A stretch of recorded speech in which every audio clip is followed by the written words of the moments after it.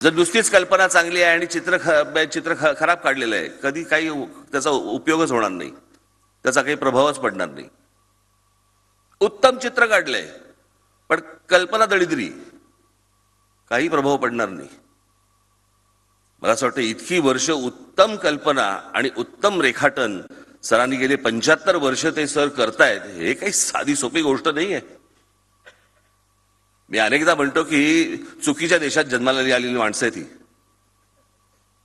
आज सरांसारखी व्यक्ती जर समजा युरोपात जन्माला आली असती तर सरकारला सांगायची वेळ आली नसती की दालन काढा, तिथे असतंच.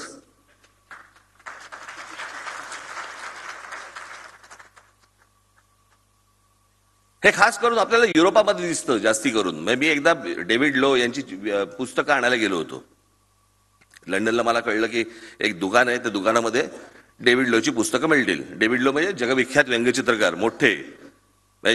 कोण किती मोठे तर ॲडॉल्फ हिटलरने ज्याला जिवंत किंवा मेलेला मायासमोर आणा असं सांगितलेला असा तो व्यंगचित्रकार. परत फिरून आले.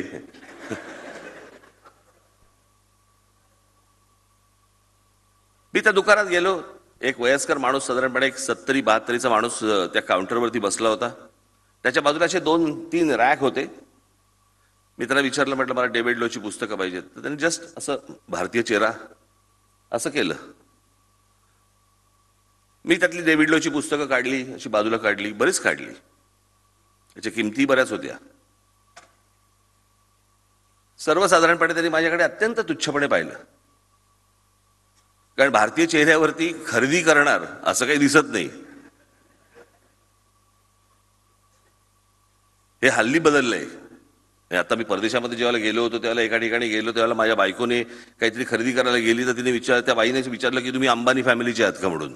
ते हल्ली कळायला लागलं आजकाल. तेव्हा ते तसं नव्हतं. मग मी ते पुस्तकं घेतल्यानंतर मी त्याला किंमत विचारली. किंमत विचारल्यावरती त्याच्या लक्षात आलं हे पैसे देणार आहेत.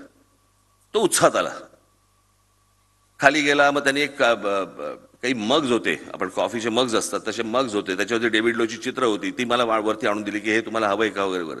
मी ते सगळं कलेक्ट केलं, घेतलं वगैरे वगैरे. आणि मग त्याला विचारलं तू काय करतो.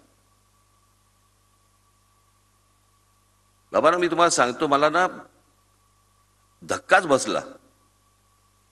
मी त्या माणसाचा, सर्वसामान्य एक माणूस होता, मी त्याला विचारलं, म्हटलं काय करतो. त्या माणसाने, तो काउंटरवरच्या माणसाने, जो दुकान ते चालवत होता, त्यांनी पॉलिटिकल कार्टून्स याच्यावरती पीएचडी केली होती. आणि ती पीएचडी करून तो ते दुकान चालवत होता. मी तशा प्रकारचं माहिती, एखादं पुस्तक, एखादं चित्र, एखादं व्यंगचित्र किंवा व्यंगचित्रकार यांची माहिती असलेले असा तो एक दुर्मिळ बघितला माणूस मी. आणि तसा माणूस मी पुण्यामध्ये फक्त एकच माणूस बघितला होता, ते म्हणजे आलूरकर, की जिकडे गेल्यावरती त्यांना सगळी गाणी माहिती असायची. कुठचं गाणं, कुठचं कॅसेट घ्या आणि कुठची सीडी घ्या हे त्यांना सांगायचंय. पण मला असं वाटतं अशी माणसं ही निर्माण व्हावी लागतात, ती होत असतात. त्याच्यासाठी काही इन्स्टिट्यूट उभ्या करायची आवश्यकता नसते. पण त्याच्यासाठी जे अगदी सुरुवातीचा ज्या गोष्टी लागतात, बेसिक जे ट्रेनिंग लागतं, मला असं वाटतं तेवढं ट्रेनिंग देण्यासाठी म्हणून मी चंद्रकांत दादांना सांगितलं की मी जे स्कूल ऑफ आर्ट सारख्या अनेक संस्था आहेत की ज्या जर समजा सुधारल्या, अनेक चित्रकार या महाराष्ट्रातून पुढे भविष्यामध्ये निर्माण होतील. सरांकडे ज्या वेळेला तुम्ही बघाल, सरांची चित्र ज्या वेळेला तुम्ही बघाल, त्यावेळेला आहे ते रेखाटण्याच्या मागे लागू नका. ते कसं रेखाटलं असेल याचा विचार करून तुम्ही त्याचा अभ्यास करून रेखाटायला सुरुवात करा. व्यंगचित्र ही चित्रकलेतली शेवटची पायरी आहे, पहिली पायरी नव्हे. पहिली ॲनाटॉमी आहे, रिअलिस्टिक आहे, आणि शेवटची पायरी ही व्यंगचित्र आहे.